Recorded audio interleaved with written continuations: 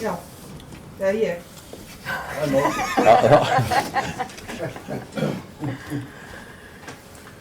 Það er viðstættir mættir. Verið velkomin á 664.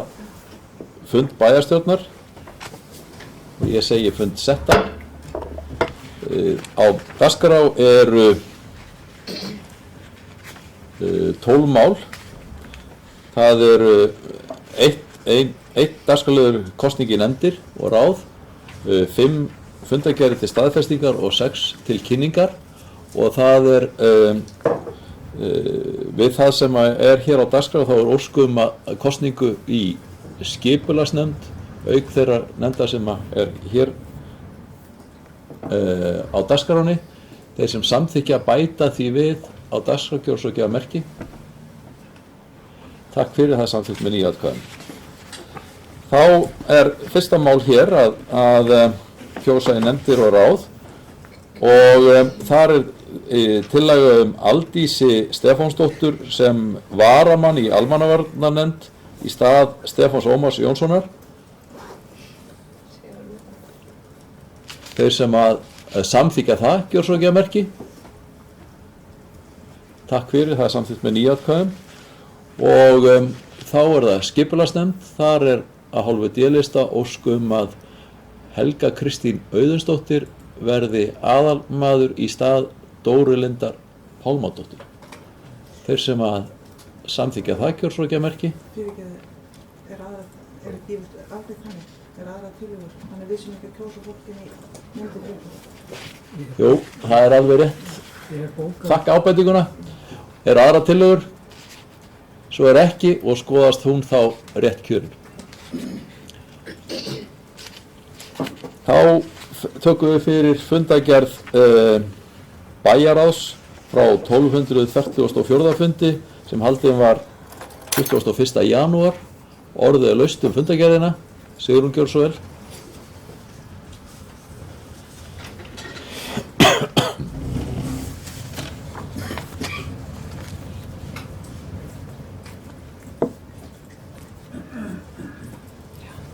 Já, geti forseti. Ég kem hér upp undir máli númer 1, óskum endurskoðun á sumarlaunum, á greiðslu sumarlauna. Þetta laut að verkfalli tónlistarskólakennara. Þeir sendu okkur bréf og óskuðu eftir að Mosfellsbær dragi tilbaka þá ákvörðun að taka þeim sumarlaunin, svona eins og Garðabær og Kópavogur höfðu sem sagt dregið þá til, eða sem sagt ekki tekið þannig á málum. Mér langar að vekja athygli á niðurstöðu fundarins. Óskum endurskoðun á greiðslu sumarlauna, afgreiðsla 144. fundar bæjarráðs samþykkt á 664. fundi bæjarstjórnar með 9 atkvæðum. Annars er þetta meira helvítis bulli, stendur svo þannig. Ég bara veit ekki hvaðan þetta er komið. Hvað fyrir ekki? Hvaða orðbragð er þetta í ræðustóli? Í ræðustóli? Í fundagerðinni? Lestu þetta. Hvað ég? Já. Bæjarráðs.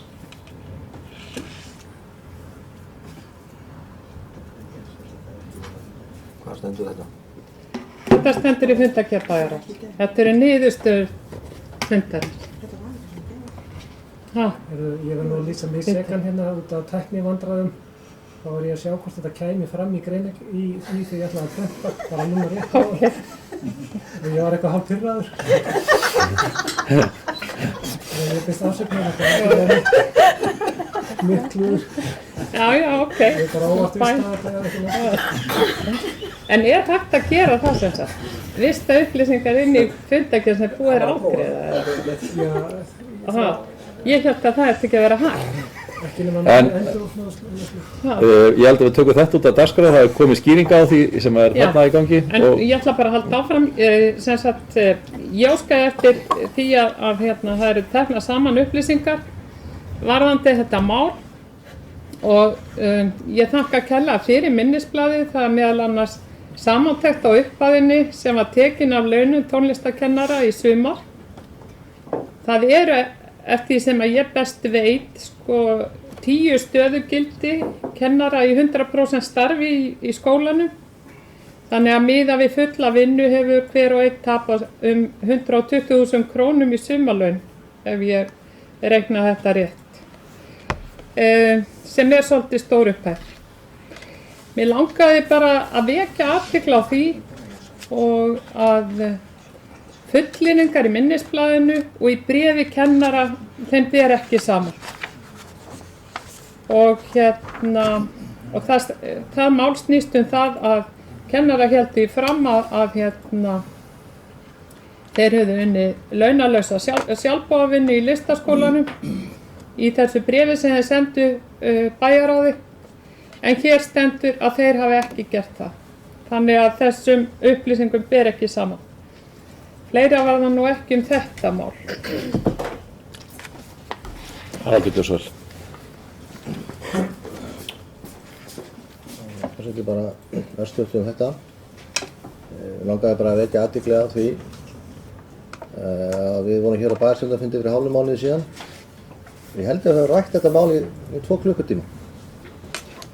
Eitthvað svoleiðis. Og farið var mjög vel yfir það. Þannig að það er fá mál sem kannski hafa verið rætt eins lengi. Þetta til dæmis var rætt lengur heldur en öll fjárhagsáætlun Mosfell. Þegar hún var afgreidd hérna síðast. Og núna bætist umræðan á þessu fundi við. Ég veit ekki hversu löng hún verður, en ég langaði bara að vekja athygli á þessu. Síðan hvað varðar það sem hér kemur fram í þessu minnisblaði og það kemur reyndar fram í minnisblaðinu að það eru skerðing sumarlauna eða þessum útskiptilega sem enn. Þetta er launan hlutfall kennara sem að vinna af sér vinnu yfir veturinn sem er greidd yfir sumarið. Þannig að þetta eru svona venjubundin laun þótt ég gangi hér undir nafninu sumarlaun. Að þau voru skert samtals 1.035.000 hjá 13 kennurum. Hvað nákvæmlega fór til hvers veit ég ekki, en það er sem sagt upphæðin í þessu.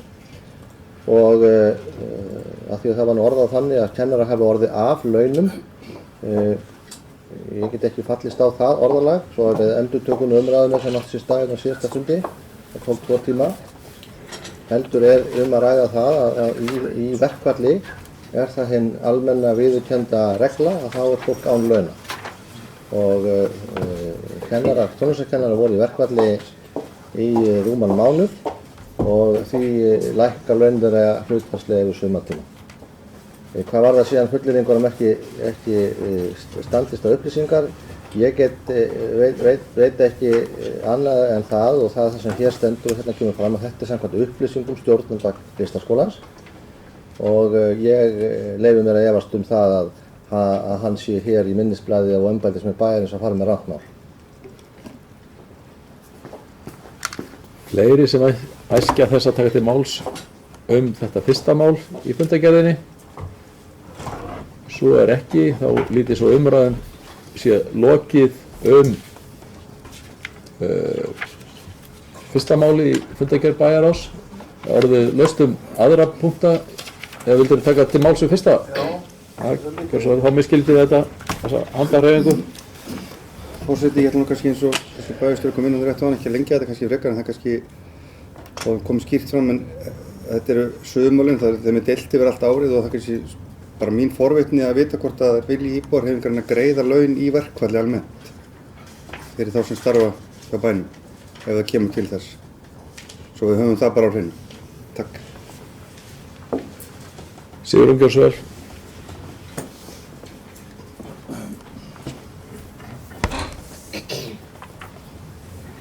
Já, ágæti forseti, því til að svara Theodór að kennarar urðu náttúrulega að launum í fríinu, eða sem sagt í verkfallinu. Það voru 5 vikna laun sem að náttúrulega töpuðust á því og ég hef ekki gert neina athugasemd við það. En þetta í fyrsta sinn í sögunni sem að gerður kjarasamningur þar sem að tekin eru sumarlaunin líka. Og það voru 2 sveitarfélög sem ákvað að gera þetta ekki og það Seltjarnarnes og Garðabær og ég lagði til, íbúahreyfingin lagði til að við færum að þeirra dæmi og tækjum ekki af kennurum sumarlaunin.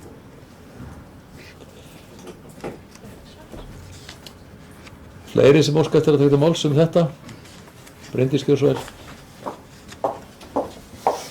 Já, forseti, ég ætlaði mér nú kannski ekkert að lengja umræðina því það auðvitað búið að ræða þetta mikið eins og hér var nefnt áðan, en bara þær heimildir sem ég hef eru þær að þetta sé ekki fyrsta skipti í sögunni sem að verkfall hafi áhrif á launagreiðslu fólks þegar kemur að sumarfríi. Ég skildi máli þannig að þetta væri bara viðtekin venja.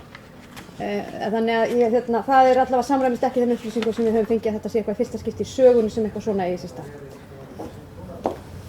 Fleiri sem óska eftir að taka til máls fyrsta mál? Ef ekkið, já, Theodór Gjörsvæl. Forseti, bara í framhaldi af fyrirspurn minni þá er ég þeirra trúar og vill að við búum í samfélagi sem er réttlátt, jafnrétti og við stöndum öll jafn stíg og við höfum jafnan rétt og jafnan stöðu og þessu hugsað eins okkur öll og þar af leiðandi ef að verkfall ef stéttir þurfa að grípa til þess að fara í verkfall og eru í því þá fylgir því launaskerðing eins leiðilegt það og þá ber að framfylgja því og ég er ekki þess svona hrifinn af því dæmi sem þú nefnir önnur sveitarfélög skulu vera svig við það. Almenna reglan á að vera þessi. Ekki það sé endilega gott en hún á að vera ein og hún á að vera eins og sama. Takk, það er mín skoðun. Orðið laust önnur mál fundargerðarinnar, þetta sama mál. Önnur mál fundargerðarinnar, Sigrún Gjörsvæl.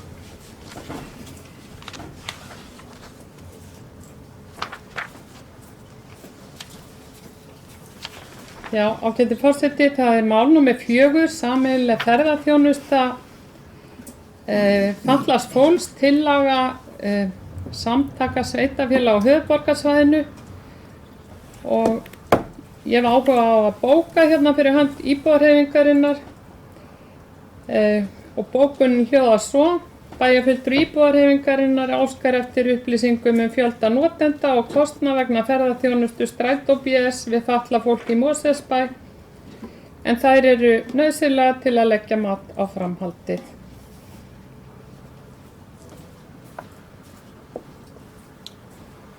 Þá færist það til bókar. En ég á kannski svolítið erfitt með að hvort það væri ekki eðlilegra að þetta væri fulltrúi íbúahreyfingarinnar að tækja þetta upp í fjölskyldunefnd þar sem við verðum að fjalla málið. Það er svona kannski Hann gerði þetta. Þetta er í fundargerðinni þú veist. Já, hérna er verið að senda þetta, vísa málinu til umsagnar fjölskyldunefndar til umsagnar. Getið fengið fundarhlé? Já, það er ósku fundarhlé og það er gert fundarhlé. Bara svo ég áttum á hvað að gera sérna. Það hefur gerst í fundarhlé að fulltrúi íbúahreyfingarinnar ákvað að draga bókun tilbaka í þessu 4. máli. Þá er orðið laust fundargerðina að öðru leyti. Ólafur Gjörsvæl.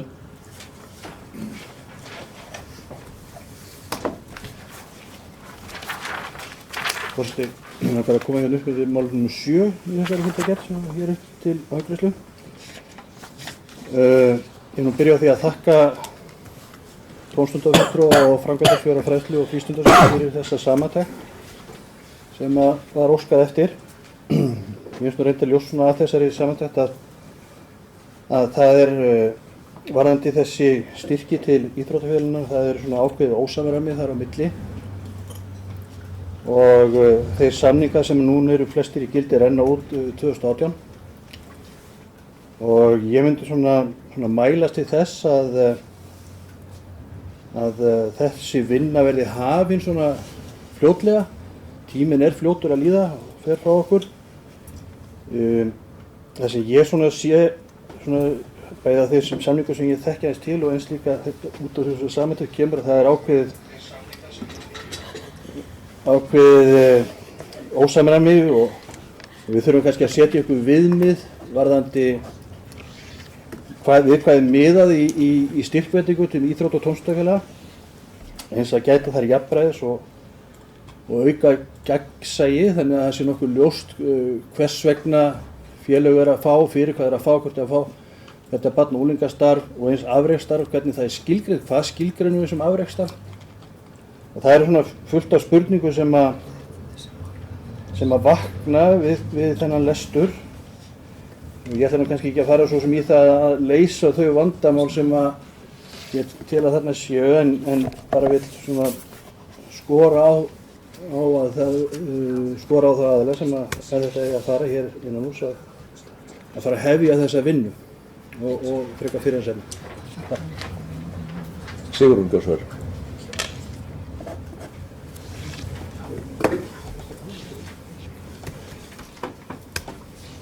Og ég bara óska eftir fundarhlé og með við skýrum þetta. Það kom óskum fundarhlé og það er hefjum þá funda 9, Rúnar Björnsvör.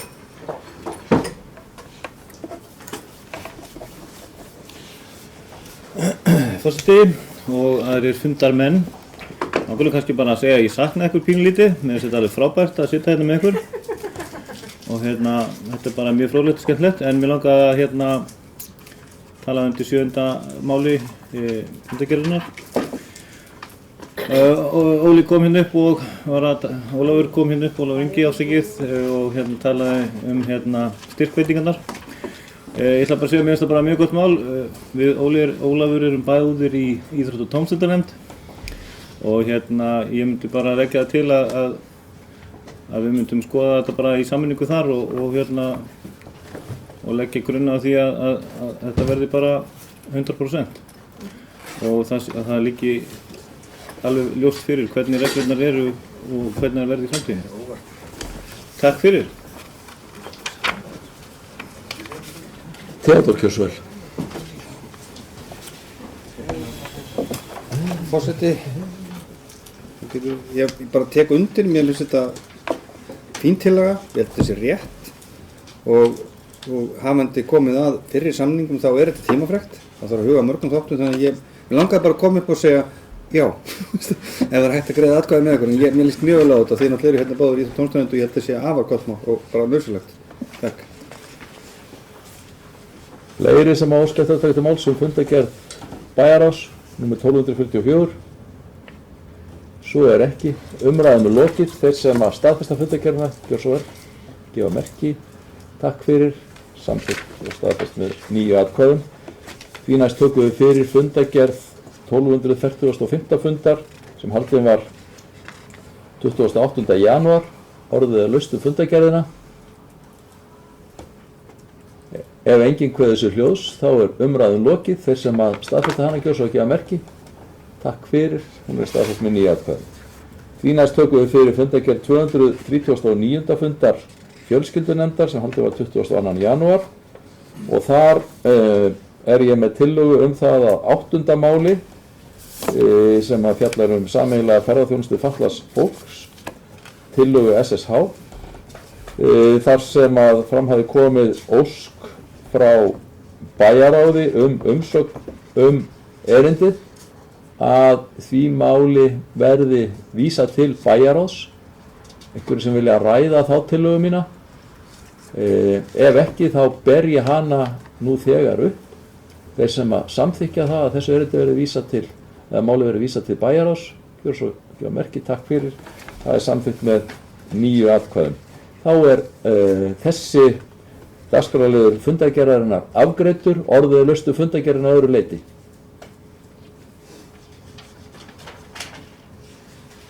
Ef enginn kveður sér hljóðs, þá er umræðu lokið og þeir sem staðfesta fundargerðina gjör svo ekki á merki. Takk fyrir, hún er staðfest með 9 atkvæðum. Því næst tökum við fyrir fundargerð 404. fundar skipulagsnefndar sem haldin var 27. janúar. Orðið er laust fundargerðina. Sigrún gjör svo vel.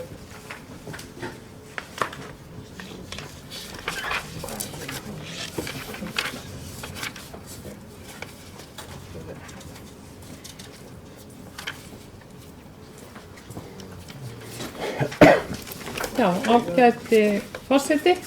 Ég kem hér upp undir máli númer 5. Það Selholt, aðalskipulagsbreyting og deiliskipulag. Það þannig mál með vexti að skipulagsstofnun hefur hafnað því að staðfesta þessa breytingu á aðalskipulagi sem að Mosfellsbær sendi stofnuninni nýlega, og hún gerir það á þeirri forsendu að breytingin hún stangist á við ný samþykkt svæðisskipulag vatnsvernd, og skipulagsstofnun leggur til að gerð verði grein fyrir stöðu málsins og samskiptum. Nei, ekki. Sem sagt, skipulagsstofnun sem sagt búin að ákveða að staðfesta ekki þessar aðalskipulagsbreytingu í landi Selholt. Og af hverju skildi það vera? Það vegna þess að ekki hægt að staðfesta skipulagi nema að fyrir liggi umsagnir til þess bæra aðila sem í þessu tilviki framkvæmdastjórn vatnsvernd á höfuðborgarsvæðinu og svæðisskipulags höfuðborgarsvæðisins. Önnur ástæða fyrir því að skipulagsstofnun staðfesta ekki skipulagi að þeim rannsóknum ekki lokið sem Mosfellsbær gaf fyrirheit þegar að gildistöku nýs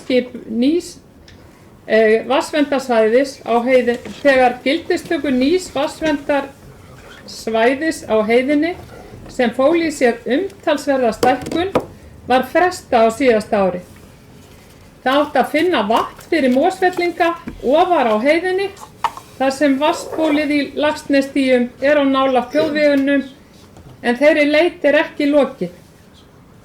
Ástæðurnar sem skipulagsstofnun gefur upp fyrir því að hafna staðfestingunni eru nákvæmlega þær sömu og framkomu í umræðum sem íbúahreyfingin stofnaði til á fundi bæjarstjórnar númer 660 18. nóvember síðastliðinn. Og ég mæli með við Mosfellinga að þeir horfi á þá upptöku á YouTube. Hún byrjar á 39. mínútu. Á fundinum sameinuðust fulltrúar DS og VAF-lista að tala niður tillögur fulltrúa íbúahreyfingarinnar að óska eftir umsögnum til þess bæra aðila og leita vatni fjær þjóðveginum og Víkingaþorpinu. Þeir komu hver á fætur öðrum hérna í ræðustól og notuðu gífuryrði á borð við lýðskrum, rangfærslur og endurtóku í sífellu aðdróttanir sínar að fulltrúi íbúahreyfingarinnar hefði ekki skilið það sem framfór á fundum sem haldnir höfðu verið málið.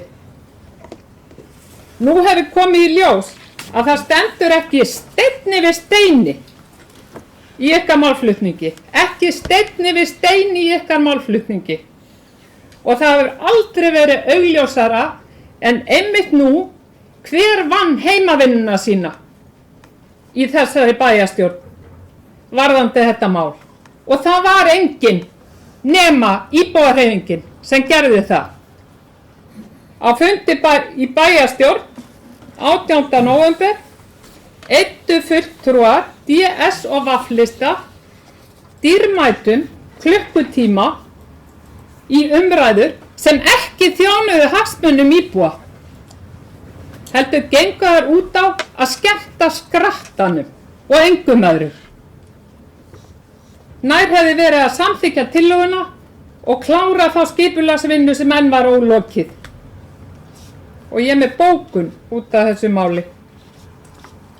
Og hún hljóðar svo: fulltrúi íbúahreyfingarinnar harmar ófagleg vinnubrögð DS og VAF-lista við undirbúning að auglýsingu tillögu að breytingu á aðal- og deiliskipulagi í landi Selholts í Mosfellsdal.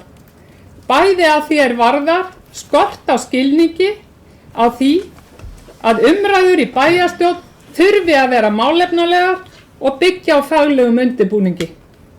Það er ósk íbúahreyfingarinnar að þetta mál verði fulltrúum D, V og S-lista framvegis víti til varnaðar.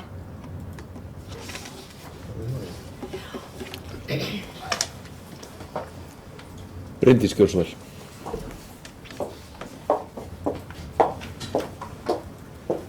Forseti, kæru bæjarfulltrúar, ég heyri að bæjarfulltrúa íbúahreyfingarinnar er mjög heitt í hamsi, en ég ætla nú bara að reyna að halda róminni og ég held að sé nauðsynlegt að fara aðeins betur yfir þetta mál, því að sumt af því sem kom fram í ræðu bæjarfulltrúa íbúahreyfingarinnar er ekki alkostar rétt. Þetta er mál númer 5 í fundargerð skipulagsnefndar og ber heitið sérholt aðalskipulagsbreyting og deiliskipulag og við höfum margoft fjallað þetta mál bæði á vettvangi skipulagsnefndar og hér í bæjarstjórn. Þetta mál var á dagskrá skipulagsnefndar vegna þess að fyrir lá bréf frá skipulagsstofnun þar sem að þau gerðu athugasemd við að aðalskipulagstillagan yrði auglýst. Þau voru ekki að lýsa sig mótfallin því að staðfesta skipulagið, það er einfaldlega ekki komin á þann stað. Skipulagsstofnun, alveg eins og við ræddum á þessum ágæta bæjarstjórnarfundi sem að fulltrúi íbúahreyfingarinnar vísa í, hún yfirfer auglýsingar áður en þær eru settar í loftið. Þannig að það er ekki búið að auglýsa þessa tillögu og skipulagsstofnun gerir þarna athugasemdir við að hún sé auglýst. Og þarna undir þessu máli eru meðal annars póstsamskipti svæðisskipulagsstjóra og skipulagsstofnunar og ég fór ágætlega yfir það á skipulagsnefndarfundinum hvað hefði átt sér stað, þess að þetta bréf barst frá skipulagsstofnun og við furðum okkur á ákveðnu leyti á því hvaða er nákvæmlega sem skipulagsstofnun er að vísa í. Þannig að við fórum til fundar við skipulagsstofnun og ræddum þessi mál og ég held að skipulagsstofnun er ekki að velta þessum hlutum fyrir sér sem að bæjarfulltrúinn var að ræða hér, hvar borholan er eða þess háttar.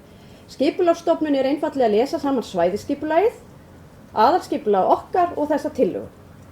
Og þar er flækjunúturinn, eins og okkur á að vera kunnugt að þá er svæðisskipulagið búið að taka gildi og þar er vatnsverndarsvæðið mun stærra en er í okkar aðalskipulagi í dag og auk þess sem við erum með þetta ákvæði að hafa 3 ár til að aðlaga okkar aðalskipulag að þessu eða gera frekari rannsóknir og kannana á því hvort að það þurfi að vera svona stórt þetta vatnsverndarsvæði.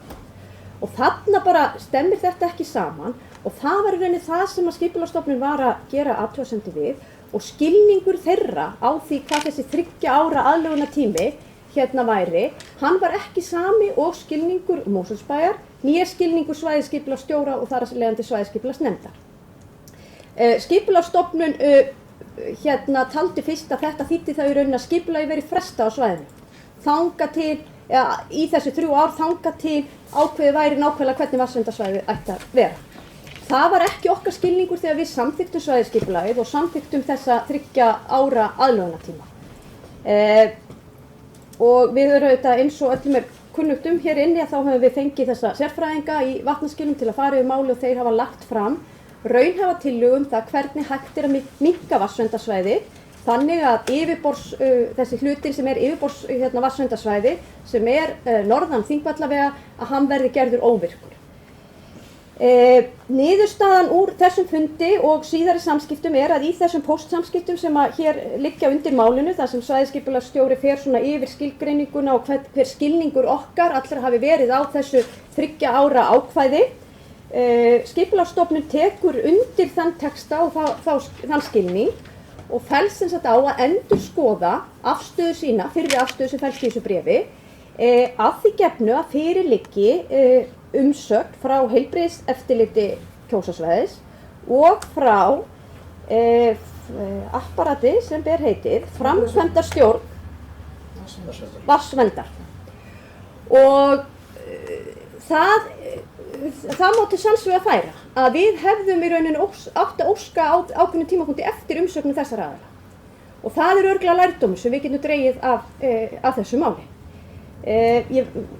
Í fundargerð svæðisskipulagsnefndar, sem ég man nú ekki hvort að sé undir þessum fundi, en nýjastu fundurinn, já, hann er hérna undir, þá var aðeins farið yfir þetta að við virðumst öll vera svolítið að læra á þessu ferli. Þetta er í fyrsta skiptið sem að farið er yfir vatnsverndarsvæði hérna á höfuðborgarsvæðinu og þá ímynda ég mér í rauninni landinu öllu með þessum hætti og þessari aðferðafræði sem var verið að nýta sér þarna. Þannig að í fyrsta skipti erum við að taka svona tillit til yfirborðsvatn. Áður höfum við fyrst og fremst verið að horfa á grunnvatni. Það hver stjórnsýsluleg staða framkvæmda stjórnar vatnsverndarsvæði var líka augljóst, því það er rauninni nýtilkomið með ákveðinni reglugerð þarum. Þannig að það er örugglega eitthvað sem okkur hefur yfirsést og þar af leiðandi okkar ráðgjöf í þessu máli. Nú höfum við bara farið í þann farveg, nú liggur fyrir fundargerð frá framkvæmdastjórn vatnsverndarsvæða og frá heilbrigðiseftirliti Kjósarsvæðis. Nú verður þær fundargerðir sendar Skipulagsstofnun og við vonumst til þess að þeir endurskoði þessa afstöðu sína. Nú ef ekki þá koma þeir væntanlega einhver rök fyrir því. Það er einfaldlega þetta mál, sú staða sem málið er í akkurat núna. Og ég ætla bara að frábiðja með einhverjum málflutningum að við séum einhverjum hægt að þvinga eitthvað fram. Við erum bara hér með verkefni og við erum að leita raunhæfa lausna. Við höfum leitað ráðgjafa hjá sérfræðingum hvernig okkur ber að sinna þessu verkefni og við erum að fylgja því ferli. Og ég held að það sé bara mjög gagnsætt og heiðarlegt ferli sem við erum að fylgja hvað það var. En ég held að ég vona að þetta skýri þá stöðu sem að málið er í og ef að einhver kynni nú að vera að hlusta þetta og hefur mikinn áhuga á því að skoða þetta, þá er þetta náttúrulega tiltölulega flókið mál, en ég vona að þetta skýri það eins. Sem sagt, skipulagið hefur ekki verið auglýst og það er spurning hvort að Skipulagsstofnun mun endurskoða þá afstöðu sína að leggjast gegn slíkri auglýsingu. Og við auðvitað ef það verður ennþá afstæða Skipulagsstofnun þá að sjálfsögðu kemur það hingað inn og við þurfum þá að taka einhverja ákvörðun í kjölfarið. Sigrún Björnsson.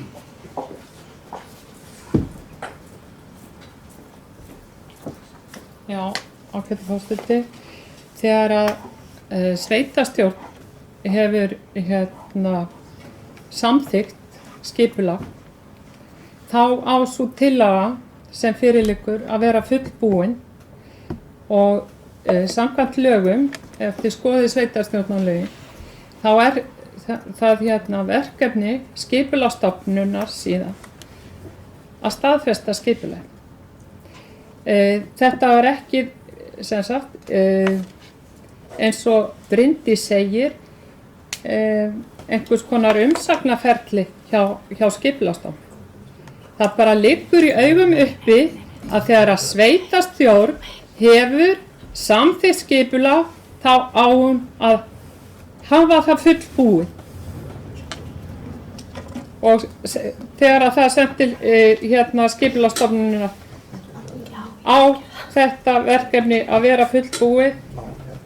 En eins og ég sagði áðan, ef að þetta er heiðarlegt og vel að þessu staði,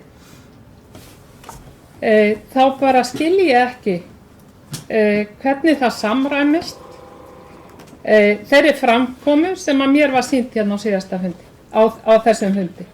Og ég held að íbúar í sveitarfélaginu geti mótað sér skoðun á því með því að horfa upp á þær umræður. Það er bara þannig. En bara ég óska ykkur velfarnaðar í framtíðinu með þetta og vona að þið lærið af þessu, eins og ég sagði á. Bryndís Kjósvel. Þetta er nú alveg 50 umræða efni það. Forseti,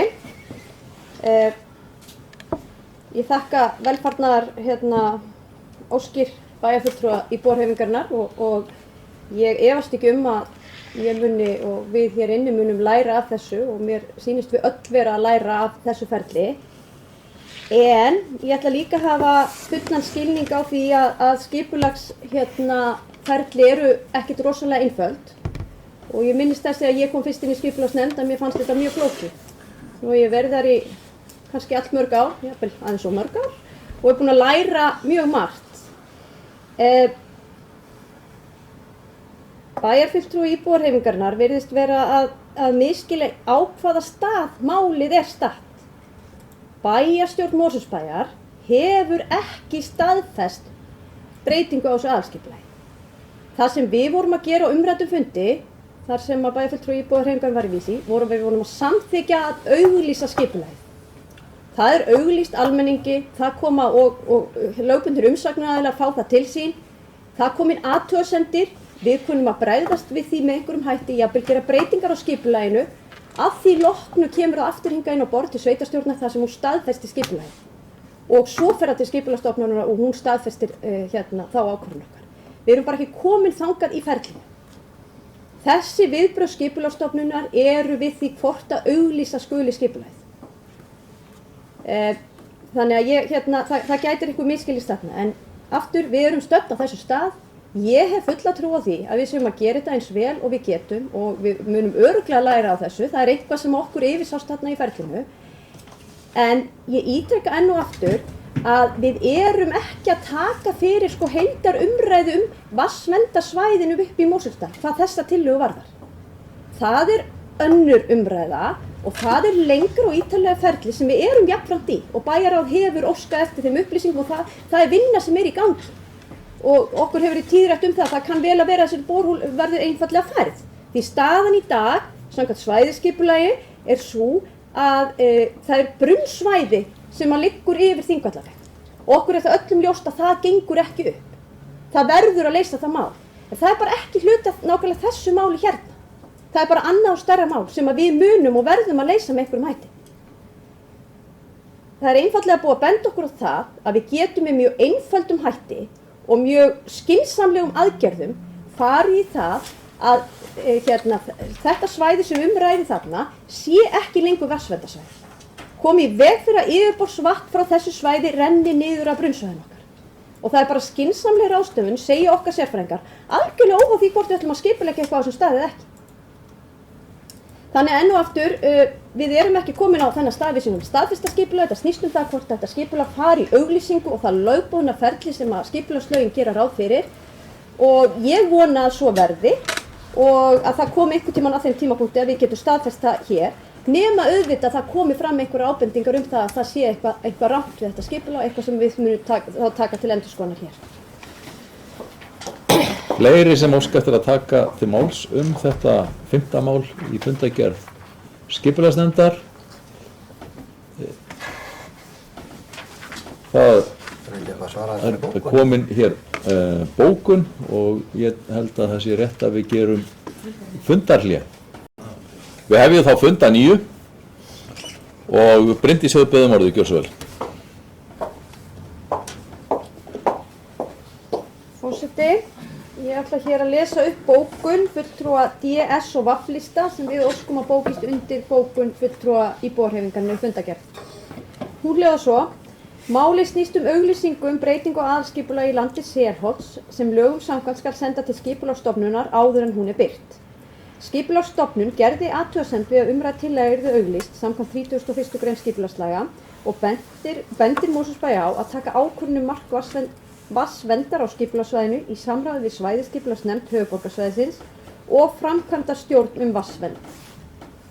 Í framhaldi af þessari athugasemd Skipulagsstofnunar funduðu fulltrúar Mosfellsbæjar með stofnuninni ásamt svæðisskipulagsstjóra og gerðu stofnuninni grein fyrir því að svæðisskipulagsnefnd hefði fundað málið og ekki gert athugasemdir við umrædda tillögu að breytingu á aðalskipulagi. Í kjölfarið barst Mosfellsbæ eftirfarandi niðurstaða Skipulagsstofnunar. Til að Skipulagsstofnun geti tekið til skoðunar að endurskoða afstöðu sína samræmi umræddra aðalskipulagsbreytingar við svæðisskipulagið og samþykkt nr. 555 frá 2015 verndarsvæði vatnsbóla á höfuðborgarsvæðinu, að þá þarf að liggja fyrir afstaða heilbrigðisnefndar Kjósarsvæðis samræmið og framkvæmdastjórnarinnar, samanber 7. grein samþykktarinnar. Framangreindar upplýsingar komu allar fram í gögnum málsins og lágu fyrir þessum fundi. Afstaða ofangreindra nefnda liggur nú fyrir og verður send Skipulagsstofnun. Þá kemur í ljós hvort stofnunin endurskoði afstöðu sína. Eins og margoft hefur komið fram í umræðum umrætt mál er það flókið í ljósi þess að í nýsamþykktu svæðisskipulagi stækka vatnsverndarsvæði í Mosfellsdal umtalsvert og er það fyrst og fremst varúðarráðstöfun þar sem ekki lágu fyrir nægjanlegar upplýsingar svæðið. Í svæðisskipulaginu kemur fram að Mosfellsbær hefur 3 ára aðlögunarfrest til að kanna betur hvernig staðið skuli að vatnsvernd á svæðinu og er sú vinna í gangi. Í umræddu máli hefur bærinn fengið tillögu frá sérfræðingum í vatnsverndarmálum hvernig hægt sé að nýta viðkomandi land án þess að stofna vatnsbóli bæjarins í hættu. Leggja þeir til að yfirborðsvatn af umræddu svæði verði aftengt og yfirborðsvatni leitt niður fyrir vatnsbólið og eða að vatnstökustaðurinn sé færður. Fulltrúar VG og S-lista fullyrða að hér sé faglegt ferli að ræða og þykir miður að fulltrúi íbúahreyfingarinnar hafi ekki sama skilning á málinu.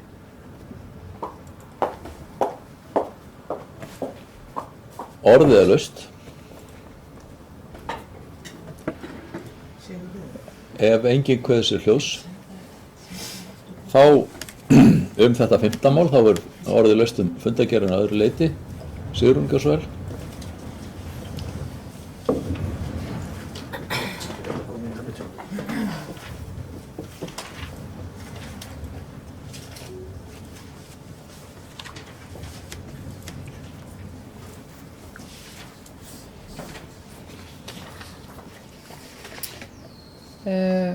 Ágæti forseti, ég kem hér fram undir máli númer, hvað er það nú? Já, það er mál númer 6 og það fjallar sem sagt deiliskipulag varðandi stækkun alifuglabús við Suður-Eyki og já, og það er sem sagt þetta snýst það að lög fram eða býttu nú við hvernig er þetta? Þetta er mál númer 6 já. Það er lög hérna fram tillaga að deiliskipulagi sem er unnin að Bjarna Snæbjörnssyni arkitekt fyrir búið við Eyki og það verður að segjast eins og það er mjög metnaðarfullt verkefni sem að þau ætla sér að ganga í þannig að reykjabændur það gengur fyrst og fremst út á það að bæta aðbúnað dýranna í húsunum og gera líka starfsemina alla vistvænni og þannig þannig að þeirra fyrirætlanir eru mjög jákvæðar en vandamáli er hins vegar það hvernig Mosfellsbær hefur staðið af þessu ferli eins og skipulagslög gera ráð fyrir á að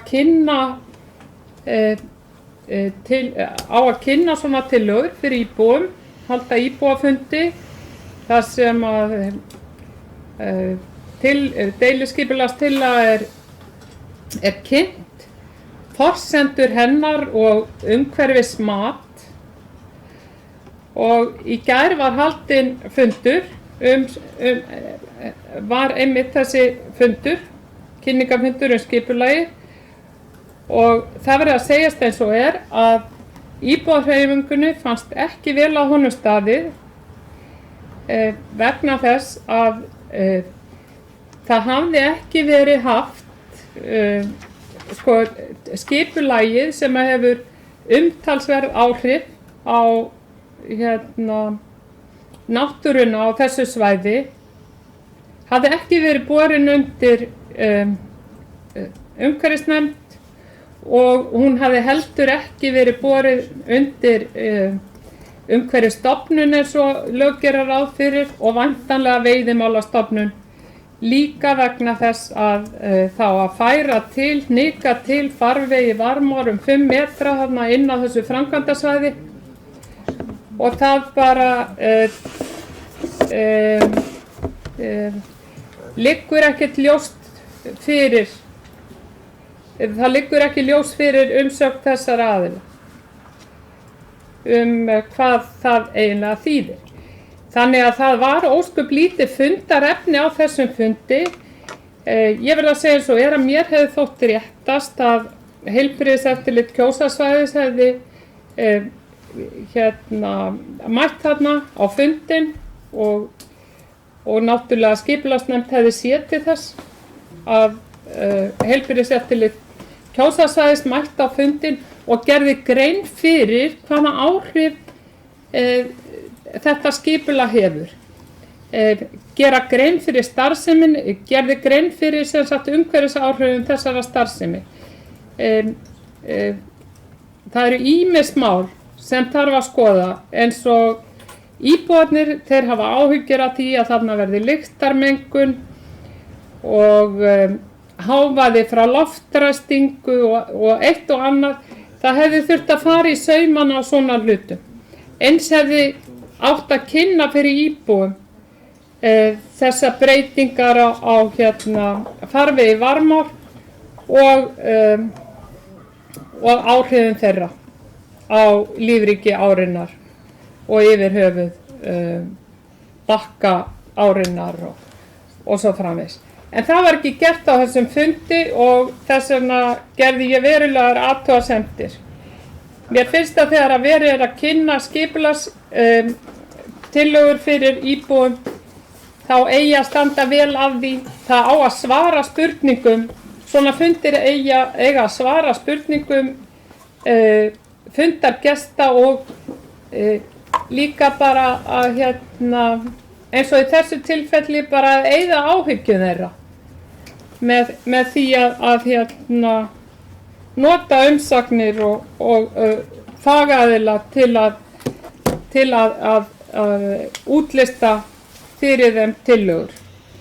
En mig langar að bóka undir þessu lið og bókunin er svona: Bæjarfulltrúi íbúðarhreyfingarinnar gerir verulegar athugasemdir við hvernig Mosfellsbær hefur staðið að undirbúningi deiliskipulags vegna alifuglabús við Suður Reyki.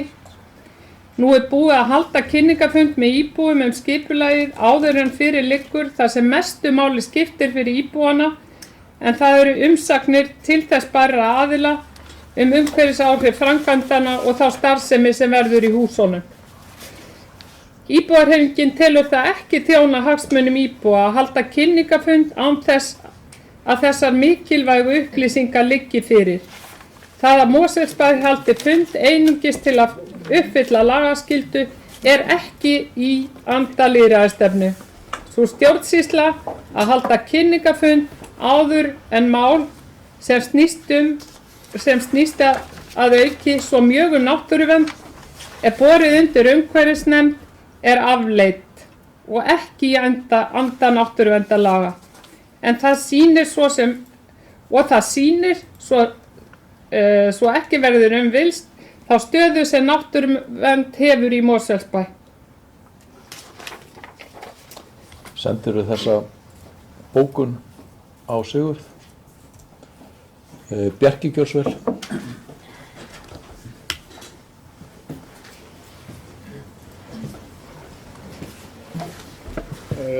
Já, forseti, ég kem hér upp undir þessu sama máli, nr. 6 í fundargerð skipulagsnefndar og það er þá einkum þessi fundur sem að bæjarfulltrúi íbúðarhreyfingarinnar talaði áðan.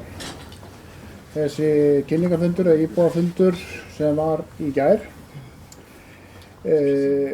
Skipulagsfulltrúi sem hélt utan málið í kynningunni gerði einmitt grein fyrir því ferli sem er nú býsna flókið þegar að svona breytingar eru í farvatninu og gerði grein fyrir hvar við erum stödd nákvæmlega í messunni. Það við erum nákvæmlega komin á þann stað að það beri að þetta það er mikil breyting að það beri að kynna þetta fyrir íbúum.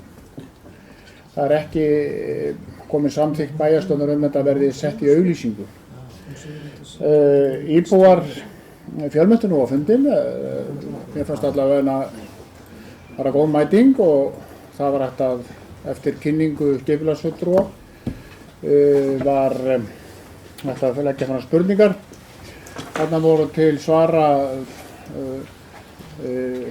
fólk úr skipulagsnefnd, bæði formaður og varaformaður, þarna var skipulagsfulltrúi, þarna var byggingafulltrúi bæjarins og framkvæmdastjóri umhverfissviðs og umræðurnar og spurningarnar voru bara málefnalegar og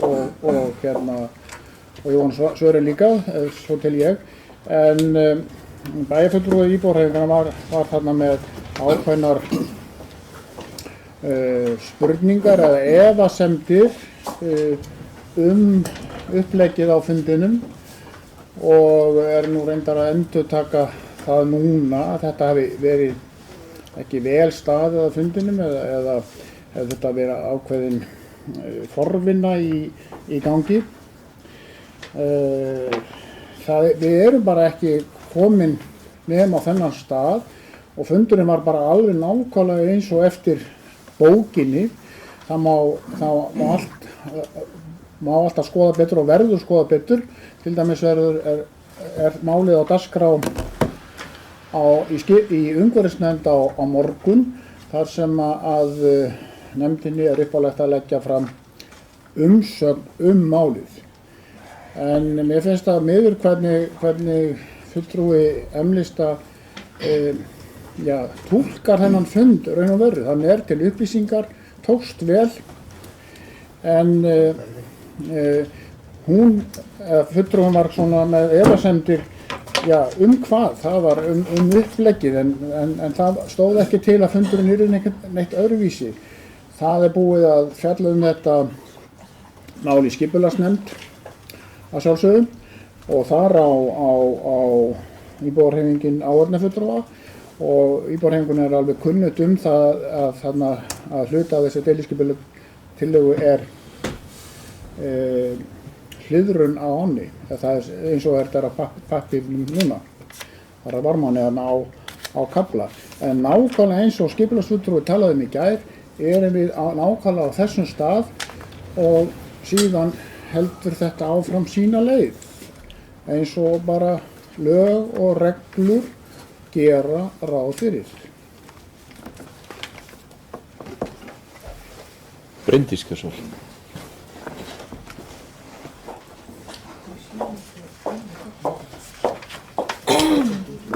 Forseti, ég ætla að fá að taka til máls undir þessu sama máli, númer 6, sem ber heitið að Suður-Reykjum deiliskipulag fyrir stækkun alifuglabús.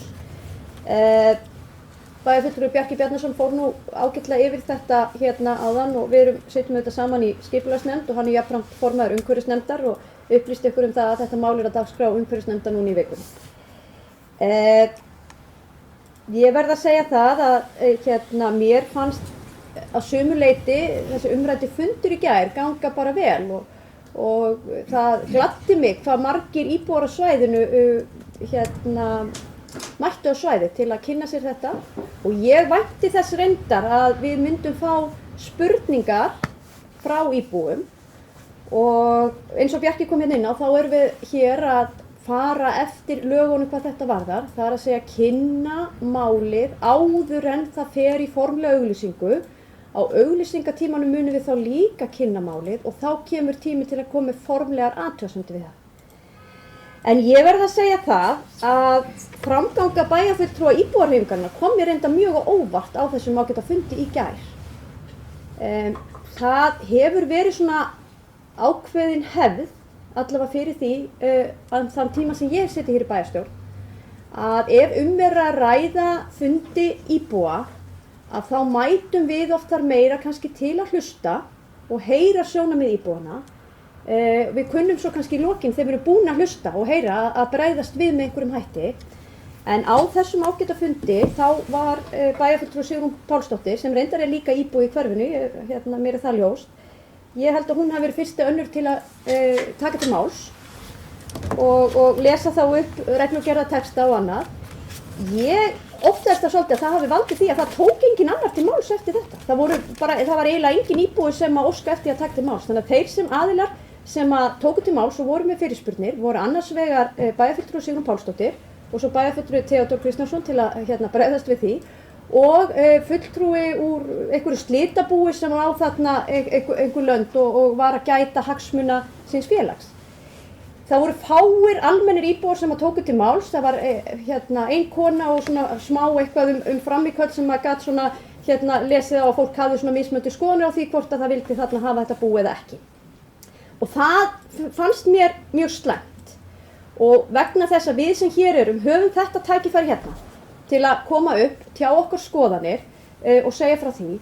Við erum líka með fulltrúa okkar inn í öllum nefndum þar sem málin eru rædd, og þar finnst mér eðlilegt að fara fram pólitísk umræða hlutina. Ef að fólki finnst skort einhverja upplýsingar á umræðu, þá finnst mér eðlilegt að sú umræða eigi sér stað á þessum vettvangi, en ekki á fundum í íbúum þar sem að þau eiga að fá tækifæri til að spurja á mannamáli og fá útskýringar á mannamáli hlutina. Þannig að þetta er bara mín upplifun frá þessu fundi og mér fannst þetta mjög miður. En hvað þetta ágæta mál varðar, að þá skal á það minnt að þetta er nýtt deiliskipulag og lögum samkvæmt ber að gera lýsingu á slíku verkefni. Sú lýsing var framkvæmd, hún var send til umsagnar hjá Heilbrigðiseftirlitinu, hjá Skipulagsstofnun og umhverfisnefnd bæjarins.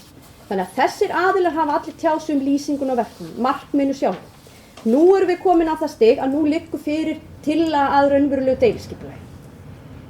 Þá höfum við hérna skiljað sem svo að okkur ber líka lögum samkvæmt að leggja það fyrir með ábyrgandi hætti fyrir íbúa, þannig að þeir geti komið fyrr að ferlinu. Ekki þegar umsagnir allra opinberra aðila liggja fyrir og máli er nánast komið að endapunkti. Og það held ég hafi verið gagnrýnt svolítið áður, þannig ég ímynda mér að það hafi verið vilji löggjafinn þegar setti þetta inn, að það væri verið að opna á aðkomu íbúa fyrr að málinu. Þess vegna var þessi fundur haldinn í gær til að upplýsa það. Eftir þessi lýsing var unnin, þá erum við komin hingað, tillagan lítur svona út núna og fólki þá gert grein fyrir því hvert við erum að halda áfram með málið. Skipulagsfulltrúi fór líka mjög vel yfir þetta og útskýrði hvar við værum stödd í ferlinu. Næsta skref er þá það að við samþykjum hér á okkar vettvangi að setja tillöguna í auglýsingu. Þá munum við líka kynna hann aftur íbúum og þeir hafa tækifæri til að koma í formlegar athugasemdir. Þá munum líka væntanlega liggja fyrir umsögn umhverfisnefndar sem fær þetta, við vísum þessu máli til hennar á þessum umrædda fundi skipulagsnefndar. Þannig að ég aftur ítreka, ég tel að við séum að fara í einu og öllu eftir lögunum og þetta ferli sem við erum að setja þetta mál í, eins og önnur skipulagsferli, sé gegnsætt og til þess gert að opna fyrir íbúalýðræði. Mér finnst mjög miður aftur á móti að heyra bæjarfulltrúa íbúahreyfingarinnar lýsa því uppi bæði hér og eins á þessum íbúafundi að þetta væri algjörlega tilgangslaus fundur því ekki lægi fyrir nægilega mikið upplýsingum.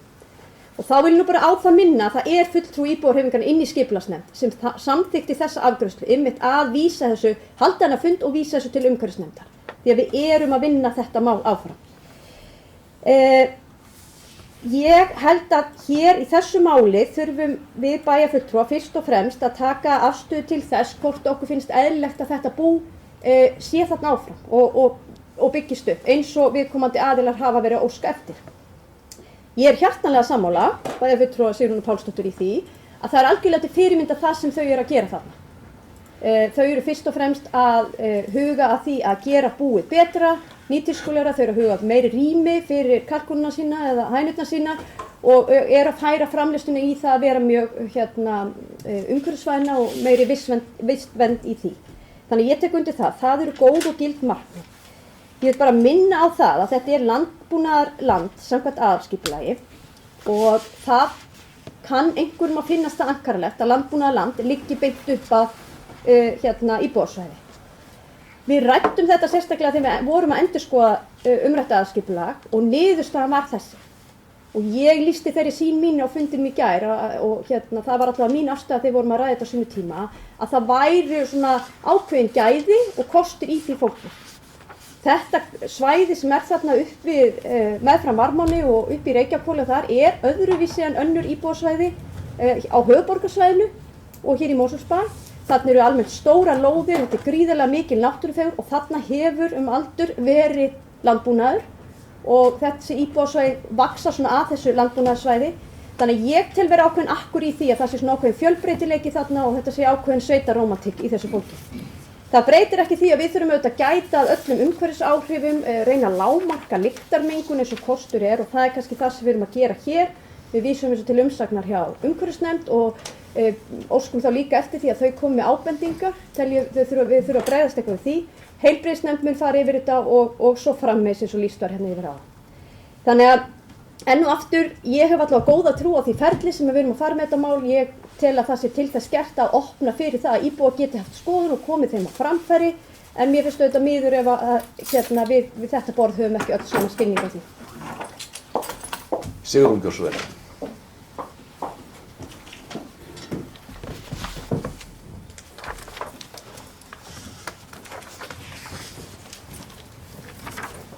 Já, forseti, mér langar aðeins að svara Bryndísi og koma bara með nokkrar ábendingar sem eru nauðsynlegar fyrir þetta mál.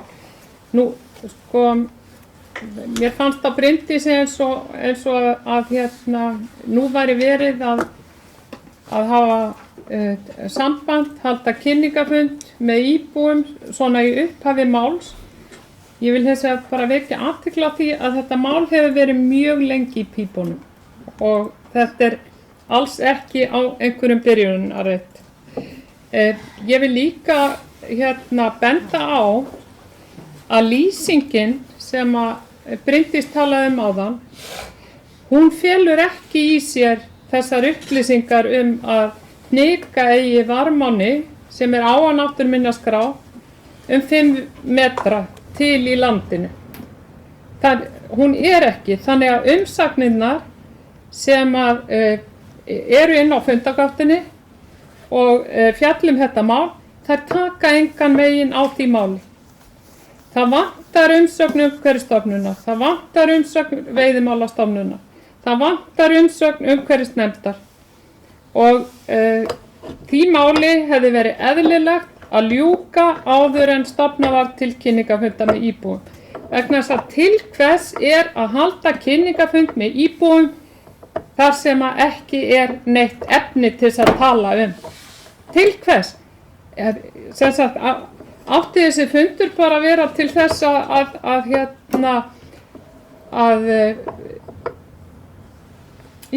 láta bara sem sagt láta bara hugan flæða þarna. Var það tilgangurinn með þessu? Átti ekki að ræða einhverjar handfastar upplýsingar? Eitthvað málefnalegt á þessum fundi? En það var því miður ekki þannig. Þegar að upplýsingar, svo veigamiklar upplýsingar, liggja ekki fyrir á kynningafundi með íbúum, þá er alveg haft að sleppa þeim kynningafundum. Og ég er alveg viss það að það er ekki tilgangur löggjafans. Það er ekki tilgangur löggjafans að vera með slíkt sýndarsamráð sem framfór þannig gær.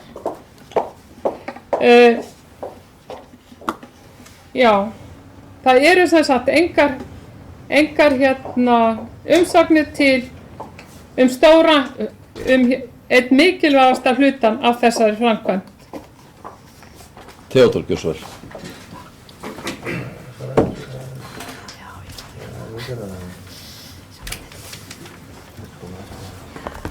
Forseti, undir sama máli. Þegar Sigrún kom í fyrraskiptið og fjallaði þetta þá sagði hann að við höfum bara verið að halda þennan pund til að uppfylla eitthvað lagaskilyrði. Það er ekki bara eitthvað lagaskilyrði. Og ég er bara rétt að benda það að getur þú komið ábendingum um lögin séu það bara röng. Við erum að uppfylla lagaskilyrði. Það er verið að draga íbúa miklu fyrr að ferlinu og það verður farið í gegnum allt sem þú kom tala allar stofnanir, öll ráð, allt saman, áður en nokkrar ákvarðanir eru teknar. Þannig að það bara að gera fólki grein fyrir því fyrr heldur maður gert áður. Og það er bara löggjafinn sem vildi það. Og þess vegna en þú getur talað með innihaldið það ekki verið nægt. Það er ekki næg gögn og löggjafinn segir kynnið það strax, láti fólk vita hvað í farvatninu, síðan koma athugasemdir, síðan verður auglýst og þá er fólk miklu betur undirbúið, það veit með margra vikna ef ekki mánaða fyrirvara hvað er framundan, getur undirbúið sitt mál, fengið til sín ráðgjafa og leitað ráða. En varðandi það sem hún talar þá er líka í greinargerðinni með deiliskipulaginu aðeins fjallað það sem þú nefnir, Varmán og fleiri atriði sem fólk getur myndað sér skoðun á, hvað þarf að hafa í huga. Bæði varðandi lyktina frá húsinu eða það sem kemur frá fuglunum og svo það sem snýr að ánni sjálfri og hvað þarf að hafa í huga þar. Það er ágætlega gert grein fyrir því. Þannig að nú hefur fólk helling af gögnum og upplýsingum til að mynda sér skoðun á löngum tíma og síðan fer ferlið bara þennan hefðbund eins og lýst í gær og ef þú ert á móti því ferli sem löggjafinn hefur ákveðið þá verður þú bara að hafa þá skoðun. Við erum bara að uppfylla það. Og þá væri gaman kannski, og það er engin takmörk endilega nú að það er ekki að gerast núna, það verður svona gott að vita hvaða lög eða reglur við erum að brjóta. Ef þú týndir það upp, frekar heldur en að vera að segja hvað þér finnst, því það á ekkert erindi hérna. Þannig lagað, við erum að fara eftir ferli. Það er bara þannig. Takk. Það er komið fram að Bryndís gjörðu svo vel. Svo tel ég að það sé rétt að við gerum fundarhlé fljótlega. Gæti verið, ég vildi fá orðið á það, þannig að meta það. Forseti, mér bara misbýður svo hrapalega þegar maður er ásakaður eitthvað sýndarsamráð. Ég bara, fyrirgefum, mér finnst þetta svo ómálefnalegt að það hálfa væri miklu meira nóg. Og bæjarfulltrúi Sigrún Pálsdóttir, ég gef mér það og ég er bara nokkuð viss það að íbúarnir sem mættu á þennan fund í gær vildu fyrst og fremst fá upplýsingar hvað stæði þarna til og hafa mestar áhyggjur af því hvort að búið verði þarna áfram eða ekki og hvort það sé að stækka. Það að verið skuli að hnika til Varmáni, ég held að nákvæmlega svo hópur sem mætti þetta í gær, það er ekki stærsta áhyggjumáli þeirra. Það er frekar lyktarmengun frá búinu eða einmitt að hafa búið nálægt sér. Það er alveg rétt sem hún segir að það lá ekki fyrir í lýsingu verkefnisins. Það var ekkert í lýsingu verkefnisins sem að ég kom inn á og þú ítrekkaðir hérna áðan, þetta verkefni hefur staðið yfir í langa tíma að hnika skyldi Varmáni. Það var útskýrt þarna í gær af hverju það sé lagt til að tengja fráveitu bæjarins þarna í gegnum þetta land. Við eigum svo eftir að fara yfir það í umhverfisnefnd, í skipulagsnefnd og fá umsagnir þar til bara aðila það. Mín fyrstu viðbrögð gagnvart þessari hugmynd þegar hún kom til að leggja þarna fráveitinu í gegn og það myndi kalla á það að hnika ánni til, var að það væri til bóta fyrir það mál sem við höfum margoft rætt hér og er mikilvægi Varmárinnar og gönguleiða meðfram Varmáni. Við höfum mikið rætt það að Varmáin er búin að taka mikið úr bökkum sínum og göngustíðarnir jafnir horfnir þarna á einhverjum köflum og ég held að við höfum verið sammála það hérna inni að það er mikilvægt að halda þessari náttúruperlu hérna og aðgengi almennings meðfram henni. Þannig að við verðum þá líka átt okkur á því að það kallar á einhverja aðgerðir gagnvart Varmáni. Það þarf mjög víða að fara í það að byggja upp bakkana. Hvort að það sem lagt til þarna, einhver hnikunum 5 metra á einhverjum ákveðnum kafla, sé nákvæmlega það rétta, ég skal ekki segja til þá, við þurfum að skoða það bara vel hérna innanhús, en ég held að við hefðum öll verið sammála það að eitthvað þurfum að gera. Því Varmáin er að breyta farveg og það fari nú ágætlega yfir það að þetta sá farvegur sem að Varmáin liggur í á þessum kafla er ekki náttúrulegu farvegur nána, heldur einhver sem var skapa hér fyrir einhverjum árum síðan. Og í gegnum tíðina hefur fólk oft þurft að vaða þarna út og reyna að bjarga bakkanum. Þannig að mínu leyti þá hugsa ég það er örugglega miklu skynsamlega að fara í bara góðar aðgerðir þar að leggja áinni í einhvern góðan farveg og ganga vel frá bakkanum þannig að það geti staðið aldur og ævi og þarna sé hægt að hafa aðgengi meðfram bakkanum. En ég ítrekka það, ég er nokkuð viss að þessi íbúafundur í gær, hann var ekki að snúast það og þetta var ekki aðal áhyggjuefni þessa aðila. Og ég ímynda mig líka bara þegar við erum að tala Varmána, hún snertir okkur öll, ekki bara íbúa í Reykjahverfi. Þannig að það eru örugglega miklu fleiri aðilar sem vilja koma að umræðu nákvæmlega þetta. Þannig að við setjum þetta bara í það ferli eins og við erum búin að setja í umhverfisnefnd fyrir við málið og það verður farið yfir þetta mál allt saman á heilbrigðiseftirlitinu og við munum skoða þetta betur hérna á umhverfissviðinu okkar. Svo heldur þetta ferli áfram og ef þetta verður niðurstaðan í endanlegri auglýsingu þá fer hún hér út til almennings og almenningur og lögbundnir umsagnaraðilar munu hafa á þessu skoðun áður en við svo hér staðfestum eða synjum skipulagi. Fleiri sem óska eftir að taka til máls áður en við gerum fundarhlé? Ef ekki þá gerum við fundarhlé núna. Funda 9 og Bryndís hefur beðið orðið, gjörðu svo vel. Já, forseti, við fulltrúar VAF og D-lista óskum að bóka verði í framhaldi af bókun fulltrúa íbúðarhreyfingarinnar og ég hef sent fundarritara bókunina. Við vísum málflutningi fulltrúa íbúðarhreyfingarinnar á bug og fullyrðum að hér sé faglegt ferli að ræða sem er í fullu samræmi við lög og til þess fallið að auka gegnsæi og tryggja aðkomu íbúðamálum eins fljótt og auðið er og þannig í anda laga og lýðræðis. Orðið er laust.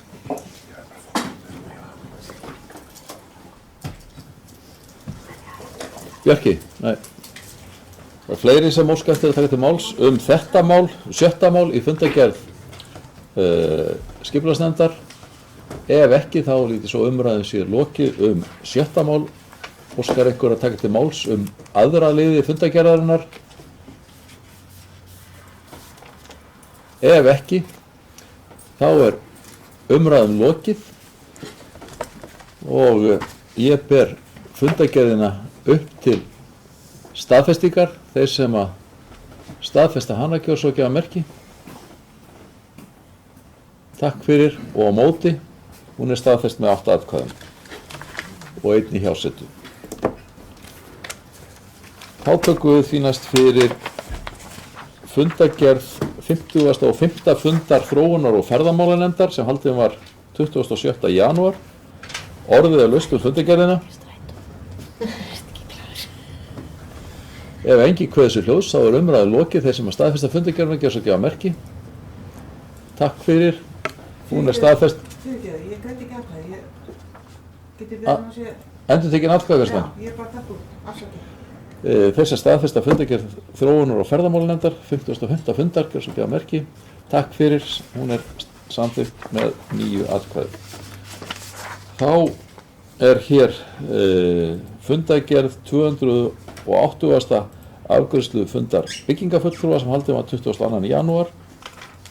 Eitthvað sem æskir þess að taka til máls þá fundargerð. Ef svo er ekki, þá er hún lögð fram. Þá er komið að fundargerð frá slökkviliði höfuðborgarsvæðisins og það er 152. fundur sem haldinn var 15. janúar. Orðið er laust fundargerðina.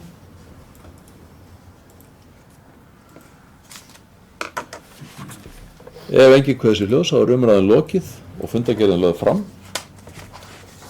Þá tökum við fyrir fundargerð 358. fundar stjórnar Sorpu sem haldinn var 22. janúar og bara aðeins að nefna það að þarna kynnt eru kynntar niðurstöður húsasorps rannsóknar og það mun vera boðið upp á kynningu hjá sveitarfélögunum þessa rannsókn. Einhverjir sem æskið þess að taka til máls fundargerðina? Ef ekki, þá er fundargerðin lögð fram. Þá tökum við fyrir fundargerð 64. fundar svæðisskipulagsnefndar höfuðborgarsvæðisins sem haldinn var 22. janúar.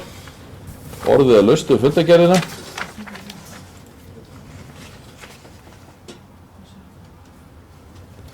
Bryndís Gjósver.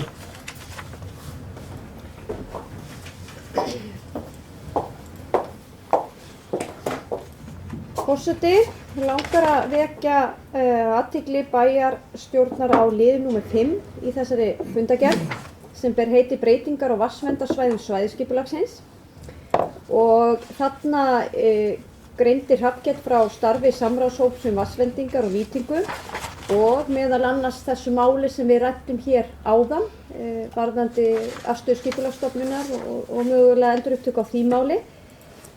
Þannig að niðurstaða nefndarinnar var að svæðisskipulagsnefnd felur svæðisskipulagsstjóra að undirbúa breytingu á skipulagi vatnsverndar við Fossaklif í samvinnu við Mosfellsbæ og viðkomandi heilbrigðisnefnd. Einnig er svæðisskipulagsstjóra falið að móta leiðbeiningarblað breytingu á vatnsverndarsvæðum þar sem framkom hvernig ferlið er, hvaða aðilar þurfi að koma að samþykkt og hverjir séu nauðsynlegir umsagnar aðilar. Svæðisskipulagsnefnd beinir því til samráðshóp vatnsvernd og nýtingu að hópur setji fram skýringar á stöðu vatnsverndarsvæða í Mosfellsdal.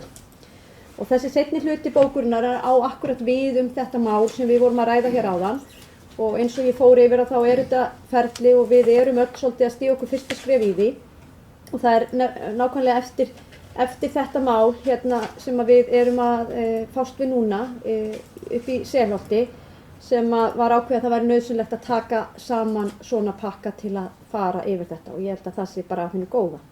Hvað fyrra máli varðar, Fossaklif, þá er að ræða varavatnsból bæjarins sem er hérna upp við Suðurlandsveg og það hefur komið í ljós núna á seinni stöðum að þarna er spennivirki frá Landsneti inn á vatnsverndarsvæði og þarna þarf að fara í einhverja framkvæmdir og annað sem að kalla þá á einhverja breytingu.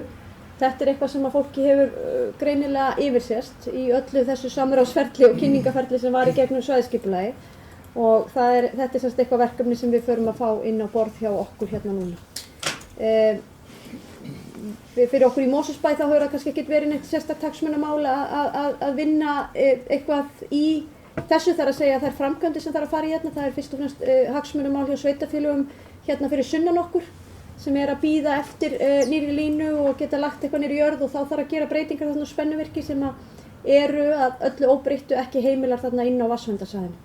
Þannig að þetta mál sem við munum fjalla hérna á næstunni og ég gerir ráð fyrir því að verði fjallað í skipulagsnefnd og örugglega á fleiri stöðum þegar því vindur fram. Fleiri sem að óska eftir að taka til máls? Ef ekki, þá umræðum lokið og fundargerðin lögð fram. Þá það fundargerð 22. fundar heilbrigðisnefndar Kjósarsvæðisins sem haldin var 27. janúar. Orðið laust fundargerðina. Ef enginn kveður sér hljóðs, þá umræðan lokið og fundargerðin lögð fram. Og að lokum þá rennum við okkur yfir í síðustu fundargerðina sem fundargerð samstarfsnefndar skíðasvæða höfuðborgarsvæðisins sem var 349. fundur þessar ágætu nefndar sem haldin var 27. janúar. Orðið laust fundargerðina. Ef enginn kveður sér hljóðs, þá umræðan lokið og fundargerðin lögð fram. Fleira liggur ekki fyrir þessum fundi og ég þakka fundarsetuna og segi fundi slitið.